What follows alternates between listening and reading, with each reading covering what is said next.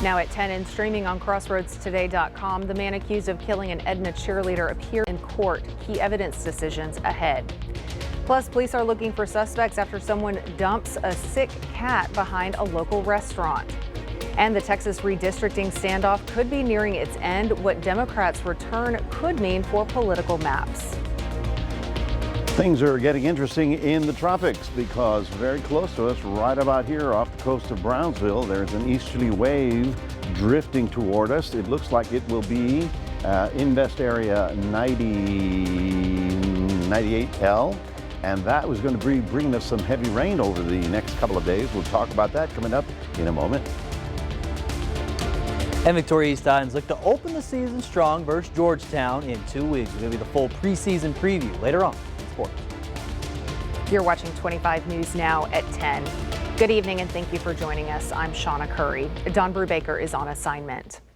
The man accused of murdering an Edna cheerleader is in court today for a hearing. Attorneys for Rafael Romero and prosecutors reviewed evidence, including videos of a Texas Ranger searching Romero's room and interviewing him. Romero's attorneys argued for more time to go through translations of those videos. The judge will ultimately decide whether this evidence goes before a jury. Romero was in court along with the family of Elizabeth Medina. Medina was 16 when she was found stabbed to death in her family's apartment in 2023. Romero is charged with capital murder in the case. Victoria County Judge Ben Zeller has filed the 2026 budget, lowering the property tax rate without cutting services. It boosts first responder pay by $1.4 million, covers a one-time fire EMS cost, funds an extra pay period, and keeps employee insurance premiums steady. The plan also invests in the health department, airport, and reserve county constables. Victoria County deputies are investigating after more than half a ton of trash was dumped along Benbow Road in Precinct 4. Deputies found the mess Wednesday morning between Beck Road and Garcitas Creek. A county road crew cleaned it up, hauling 1,320 pounds of debris to the Precinct 4 courtesy station. Dumping more than 1,000 pounds is a state jail felony. No arrests yet, but the Precinct 4 County Commissioner says using the roadway as a personal dumping ground is unacceptable and is urging residents to use the courtesy station, which is open Mondays and Wednesdays. So to our viewer poll tonight, have you witnessed trash being dumped in your neighborhood? Recently, you've seen it, but not lately, never, or you're not sure. About 45% of you say that you have seen trash dumped in your neighborhood recently. 37% say never. Continue to vote. Come to crossroadstoday.com/vote to let us know, and thank you for taking part. Well, authorities are trying to track down the person who dumped a cat outside a local business. Surveillance video shows a black SUV pulling up behind Las Palmas restaurant on Main Street late Wednesday night around 11:30. Then this morning, a customer spotted a cage sitting there with the cat inside and called police and animal services. The cat was not in good health and rushed to a local vet where it's being treated. Police want to speak with the driver and passenger seen in this video. Texas is on standby as a tropical threat builds in the Gulf. Governor Abbott has activated emergency teams ahead of possible heavy rain, strong winds, and flooding risks along the coast. So let's go to Chief Meteorologist Mac Perez for a first look at the forecast and a look at the Gulf. And Mac, what is the biggest concern for us here in the Crossroads as this gets closer to South Texas? Yes, well, first of all, I believe right now the governor is going a little bit too fast on this. I mean, we have an easterly wave. We saw it bloom in the afternoon. We saw it decrease in the darkness because it doesn't have any heating. But that moisture will be rolling up the Rio Grande, and we're on the north end of it. So we're going to get some slow-moving downpours over the next couple of days. The big story is that it's the big difference from what we've been doing for the past couple of days. So I just want everybody to know that it is of tropical origin. It is a wave. It will be probably moving onshore maybe by noon or 6 o'clock tomorrow, and that means that it will not strengthen any further as a rotation. Nonetheless, for us, we're going to be looking at some possible heavy rain on Friday afternoon and on Saturday afternoon as well. So we'll have more details on that coming up in just a moment. Savannah Airport police have released body cam and surveillance video from the January arrest of a Southwest Airlines pilot accused of trying to fly while intoxicated. The video sheds light on the arrest of Captain David Alsop and a curious request made by the airline to police. Andy Cole reports. It started as a normal day for Southwest Airlines pilot David Alsop. Just before 6 a.m., he walked into the Savannah International Airport and went through security. But something was off with Alsop, and TSA noticed. Is one of your Leos running? I want to check a pilot or something. I smell alcohol on this stuff. This call into airport police happened around the same time Alsop boarded the aircraft. As he and the first officer were doing pre-flight checks in the cockpit, officers arrived and pulled him from the plane. You doing okay? Yeah, fine. When was the last time you had something to drink? Last night, About how many hours ago? like 10 hours ago, at least. Alsop tells the cops he had a few light beers. They ask, Would you be willing to provide field sobriety with me right now? No, Why not? there's no need. Well, I can smell an odor consistent with an alcoholic beverage. Oh, sorry. Okay. Please. Alsop explains to the officers that the smell might be his nicotine gum. He goes back into the cockpit to grab it for them, and the other officer gets a whiff of the pilot himself. I can smell it. Captain Alsop eventually underwent those field sobriety tests, but body cam shows he failed 2 of the 3. Airport police asked him for a blood draw, the only way to fully prove his innocence or guilt. Even if I gave you blood, then nothing would change, Okay. right?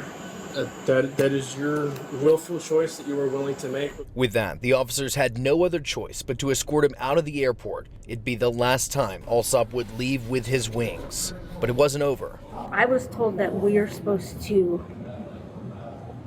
take control of him, if that makes sense. The what? Not the word that he's got to be released to us. Okay. Because we're bringing in our own drug and alcohol team. Southwest Airlines employees tried to take Alsop into their own custody. Body cam video shows the employees asking police to wait until they can conduct their own drug and alcohol tests for their own investigation. But airport police, brought into a phone conversation, shut that down quick.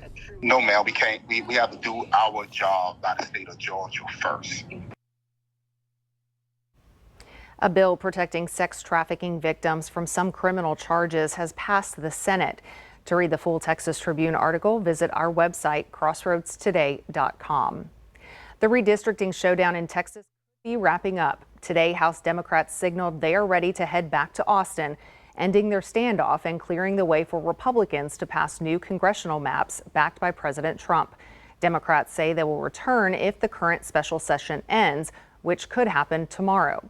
And if California Democrats release their own redistricting plan, a move expected to be considered on Monday. Heavily armed Border Patrol agents carrying out an operation right outside California Governor Gavin Newsom's press conference today.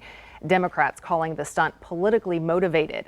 Border Patrol pushing back, saying they're making the country safer. ABC's Jacqueline Lee has the latest.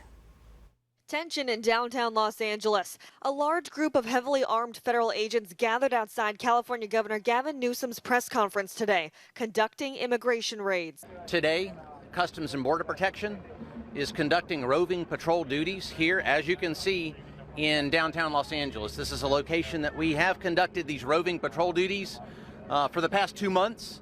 We've been here over 2 months, and as you can see today, we did make an apprehension just a few feet from where I'm standing. Customs and Border Patrol saying the coincidence is not politically motivated. Governor Newsom saying the show of force was meant as intimidation. Wake up, America.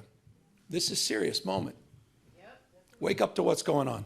Los Angeles Mayor Karen Bass also taking aim at the raid. This is not making Los Angeles safe. This is the exact opposite of keeping our city safe. We do not need them here, and they had no business to come here and provoke this. Newsom's press conference in response to Texas Republicans and their plans to redraw congressional maps to expand their majority in the House. The governor announcing a special statewide election November 4th, allowing Californians to vote on new congressional maps of their own. We're doing this in reaction to a president of the United States that called a sitting governor of the state of Texas and said, find me 5 seats. Jacqueline Lee, ABC News, New York. The U.S. Supreme Court is letting Mississippi enforce a new social media law, at least for now. It requires companies to verify users' ages and get parental consent before minors can open accounts. Supporters say it's about protecting children from online predators, pointing to cases of sextortion, including one tied to a teen's suicide. Tech companies and advocacy groups argue it violates free speech and could hurt access to safe spaces for LGBTQ youth.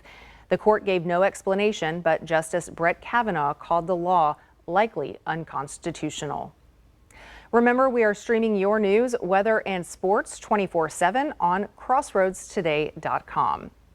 Stay with us. Coming up on 25 News Now at 10, D.C. residents clash with law enforcement, what residents and officers faced on city streets. Plus, Costco pulls an abortion medication from pharmacies when the decision takes effect for customers.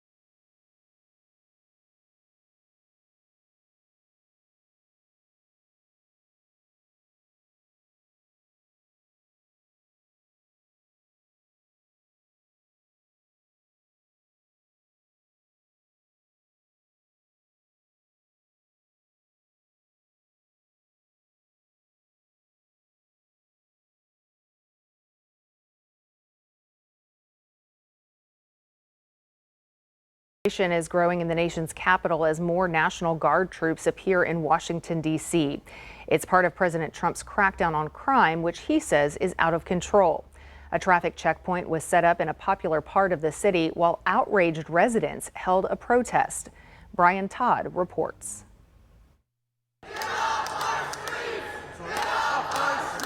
Open tension on the street between D.C. residents and local and federal officers as President Trump's law enforcement surge in Washington ramps up.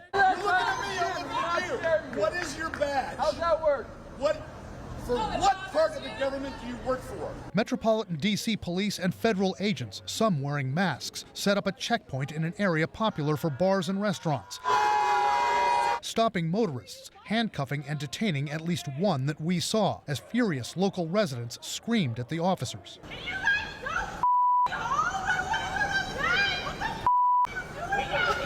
Anything for a check, right? Go home, fascists! Go home! The spur-of-the-moment protest was non-violent, but residents got angry when we relayed that one of the commanders told us this was a routine operation. Hell no! I've lived here for 17 years off of this street, and this has never happened. The president's law enforcement surge clearly getting more aggressive last night and today. Late at night, we saw 6 FBI vehicles pull a motorist over and question him in the Anacostia section of D.C., one of the areas hardest hit by crime. We tailed a caravan of Metro police and federal vehicles as they snaked through the area looking for criminal activity. The president and his team today applauding the daily arrests and getting criminals off D.C. streets. People are so happy to see our military going into D.C. and getting these thugs out. Today, near the Lincoln Memorial and the Kennedy Center, where President Trump's motorcade and a lot of tourists often pass by, bulldozers uprooted a homeless encampment, its occupants forced to move out.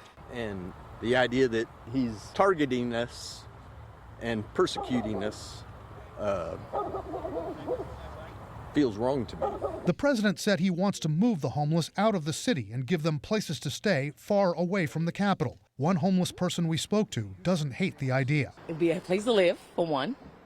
I won't be outside. If it takes me having to move to get a place, I'm all for it. D.C. National Guard troops also out in greater numbers today. A National Guard official telling CNN, for now, these troops will be stationed near the monuments, at Metro train stops, and have not been asked to deploy to high-crime areas. The Guardsmen could help with crowd control and could detain people if needed, the official says, but won't make arrests or carry firearms. Some federal courts are going old school to protect sensitive case files, moving certain sealed filings to paper only. This follows a major cyber attack on the federal court system this summer, possibly by a foreign government. So far, courts in 5 states have made the change. Sealed filings, often used in criminal cases, protect confidential details about defendants, victims, or investigations. While attorneys can file them electronically, the public cannot view them. The judicial branch says it is working to beef up security, but each court sets its own rules. Costco says it will no longer sell the abortion pill mifepristone in its pharmacies. Bloomberg News said faith-based groups had urged the wholesale retailer not to carry the drug. Costco said in a statement that it had not seen demand from customers for the pill and did not comment on whether the push from anti-abortion groups influenced the decision. Mifepristone, together with another drug, is used to end a pregnancy within 10 weeks of gestation. It's been a target of anti-abortion activists. Back to school can not only be stressful for students, but also parents. And if your child is leaving home for college or to start a job, there can be feelings of sadness, loss, even depression. In today's Health Minute, Mandy Gaither talks to a psychologist about healthy ways to cope with empty nest syndrome. When the chicks take flight, sometimes the nest can feel a little empty. It can trigger a wide range of emotions, everything from pride and joy to loneliness and grief. Psychologist Susan Alberts with Cleveland Clinic says when children go off to college or to a job, it's not the end of your parenting story, but the beginning of a new chapter. Instead of thinking of the nest as empty, consider it expanded. Your love, care, guidance goes beyond the 4 walls of your home to their new location. Albert says to continue staying involved in your child's life without hovering. If your student's heading off to college, follow the school's social media page or read about campus events in the newsletter. This is going to help you to ask thoughtful questions and stay connected to understanding what's happening in their everyday life. To cope with sad feelings, Albert says to allow yourself to name what you feel. Noticing your emotions may help you process them. And create a connection ritual, a time each day when you talk to your child or exchange text messages, maybe in between classes or before bed. She says to also focus on gains, not gaps. You may now have time for a new hobby, to learn something new, or volunteer. It's also a good time to reconnect with a partner or friends or do some traveling. Remember that it is not just about filling your time, but finding things that give you a sense of purpose. For Health Minute, I'm Mandy Gaither. Albert says setting a new routine for yourself is also helpful, as the security of knowing what to expect can help steady your emotions. She also suggests giving your home a fresh start, maybe rearrange a room, plant new flowers, or create a space for a hobby. She says this signals to your brain that life is moving forward in a positive way. A new study says climate change could make satellites more vulnerable to solar storms, putting things like GPS, internet, and other services at risk. Researchers say rising carbon dioxide is thinning the upper atmosphere, so when solar storms hit, the sudden density spikes could be even bigger than they are now. That can throw satellites off orbit, shorten their lifespans, or even pull them toward Earth. Scientists warn satellite designs need to adjust now, or we could face bigger problems later this century, including more dangerous space junk. Well, good evening, everybody. It's 84 degrees on the warm and muggy side. You might have heard that we have the potential of getting some tropical rain around here. Made it up to 99 today. 96 is the seasonal average, but off the coast of Brownsville, you can see this big blob. The blob is coming toward us. We're going to talk about it coming up after this.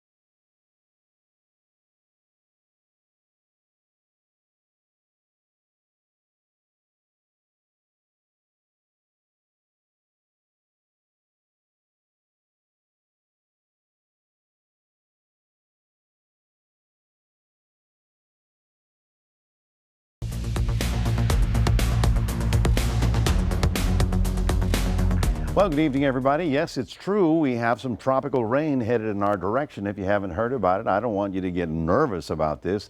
This is an easterly wave. In other words, if it were a tropical depression, it would have an eye and it would have a fast-moving wind around it. This one's a little bit broader system, and as you can see, it is moving in our direction, but it's not going to have enough time to really get going into a problem, okay?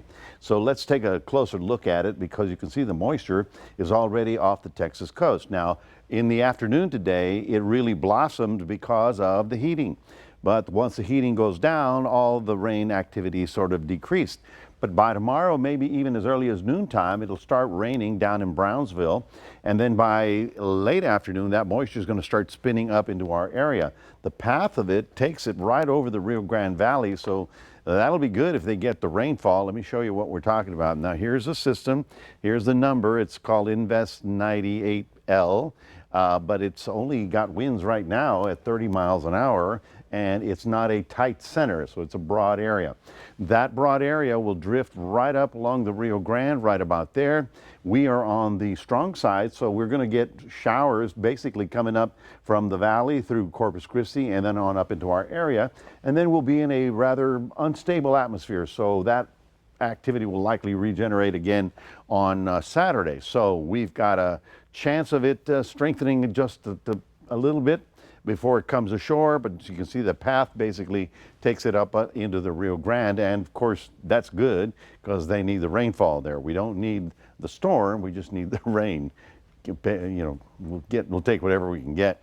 Meanwhile, we have Aaron. Aaron is going to be a big storm. It should be a 1 by tomorrow, as we had expected. It had a couple days of rough weather, but now we'll be strengthening up to a Category 3 right about here over the weekend. Now it's going to skirt very close to the Lesser Antilles. However, at this point in time, it doesn't look like a direct hit. Nonetheless, they're going to get some stormy weather out of that.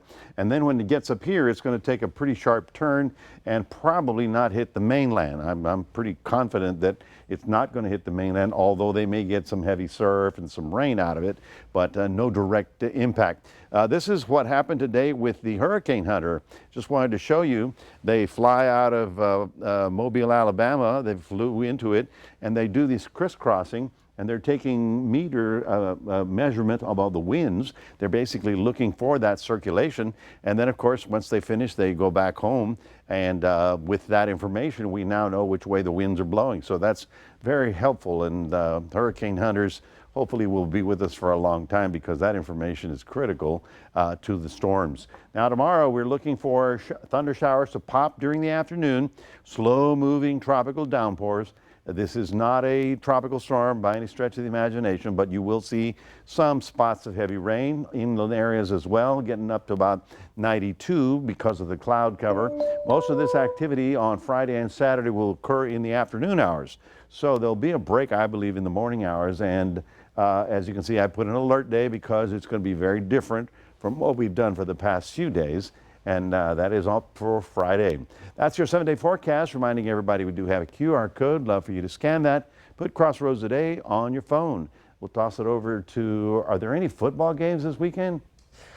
Mac, I wish there was. You know what I'm saying? We got preseason right now for NFL, but, you know, we're going to get high school here in a couple weeks. But we do have, though, again, our Athlete of the Week here tonight. I'm going to tell you who that is coming up in sports.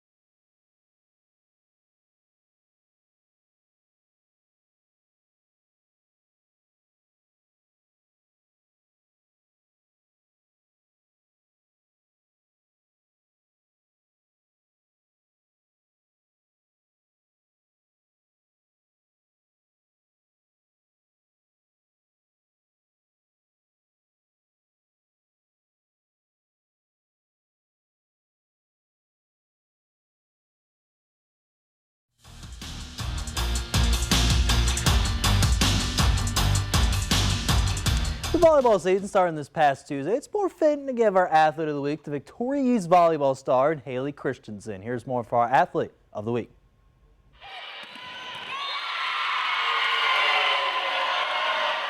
For this week's Athlete of the Week, we're heading to the volleyball court and giving it to Victoria East player and Haley Christensen. Haley had 3 kills and 1 dig in their tough 3-set loss there versus the Goliad Tigrettes on Tuesday night. She highlights that she had no sense of nerves because of the team around her. I gotta control it if there is, and just having a good team just makes it way easier.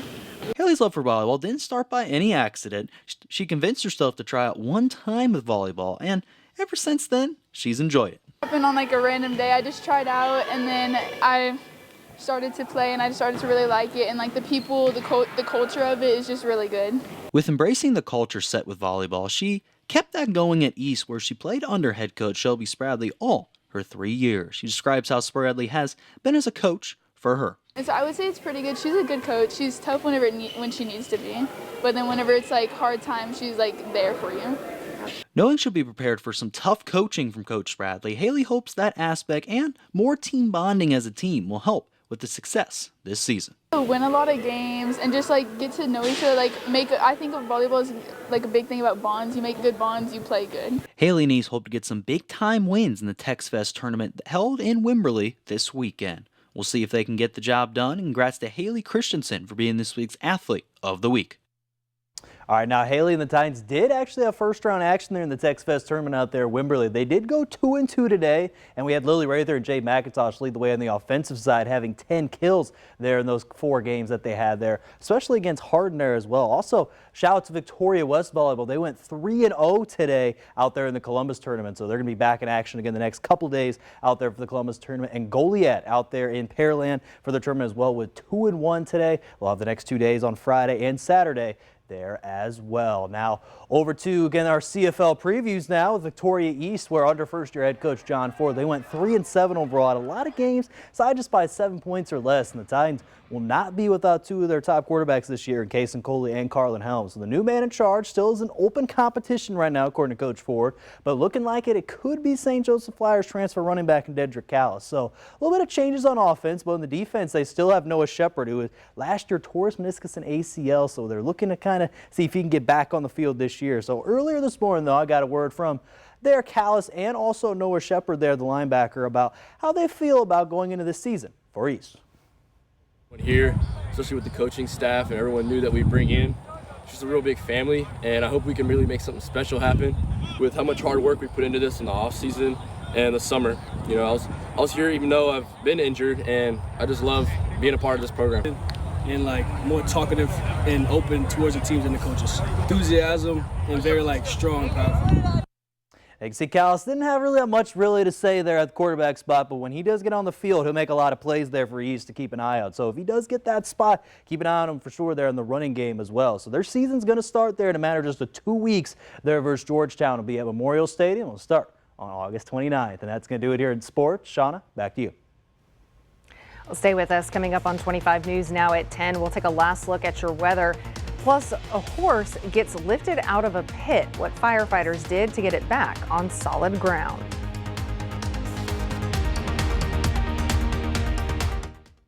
Miss me tonight and you'll regret it forever. Nip it in the bud, snip it in the bud. Nip it in, snip it in the bud. You snip it. I liked it. I liked it too. Okay.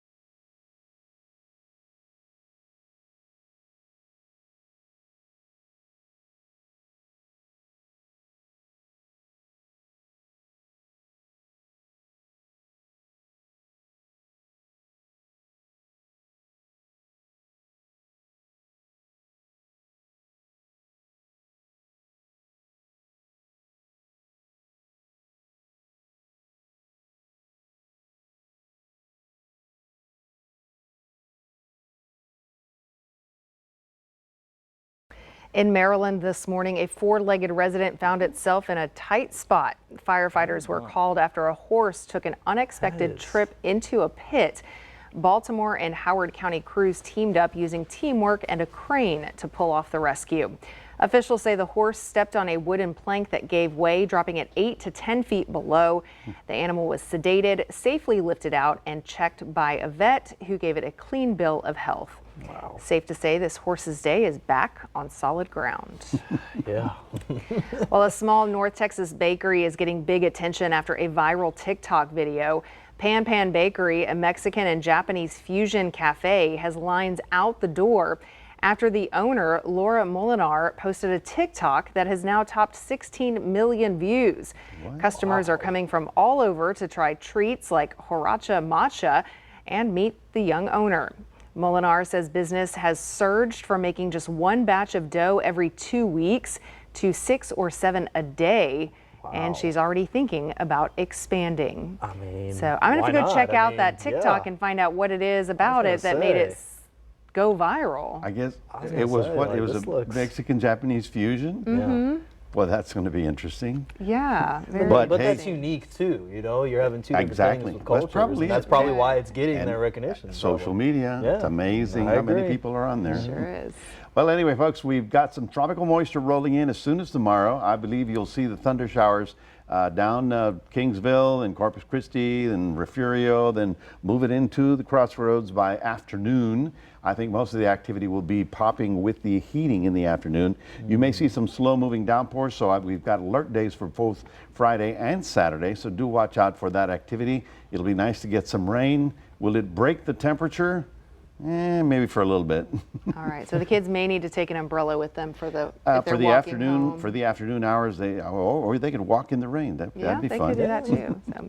All right, well, if you have a favorite way to relax, Friday is the perfect day to do it because it's National Relaxation Day, the annual day to focus on yourself.